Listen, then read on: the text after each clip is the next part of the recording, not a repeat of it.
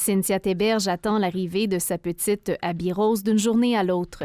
Mais à 39 semaines de grossesse, elle ne sait pas si elle pourra accoucher dans sa ville ou si elle devra prendre la route puisque le service d'obstétrique sera interrompu au cours des prochains jours. Au début, tu te demandes 40 minutes de route, comment ça va se passer, se rendre à Rivière-du-Loup, Montmagny, où est-ce qu'ils vont me transférer. Donc, il y a comme un petit stress.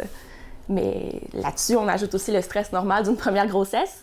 Si sa fin de grossesse est frappée par une incertitude supplémentaire, c'est parce que le chirurgien dépanneur qui assurera la garde à l'hôpital de la Pocatière entre le 21 et le 28 juin ne fait pas de césarienne.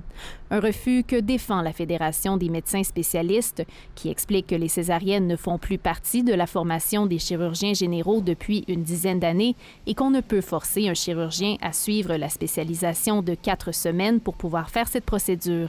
De venir dire que c'est plus une obligation et que c'est plus un requis dans la pratique, bien pour nous, c'est un élément nouveau. Alors encore là, on prend acte, on peut ne pas être d'accord, mais on va chercher des solutions, on va surtout chercher des chirurgiens qui veulent faire de l'obstétrique. Ce genre de rupture de service en obstétrique pourrait se produire ailleurs et pas seulement au Bas-Saint-Laurent.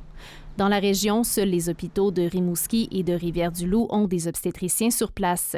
Dans tous les autres centres, ce sont des chirurgiens généraux qui font les césariennes. Le refus de certains médecins dépanneurs déçoit dans le milieu. Dans les petits milieux, on n'a pas de gynécologue à temps plein.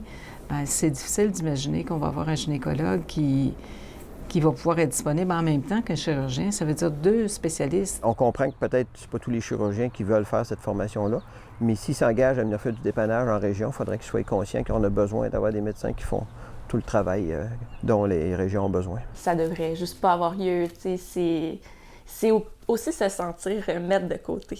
C'est comme si, on est en région, c'est pas grave. Il y en a moins là, des grossesses en région, on peut les transférer. Moi, je vois ça comme ça. Je vois comme si je me fais mettre de côté complètement. La Fédération des médecins spécialistes du Québec a décliné notre demande d'entrevue, mais affirme que des discussions sont en cours pour tenter de trouver une solution. Ici Ariane Perron-Langlois, Radio-Canada, de retour de la Pocatière.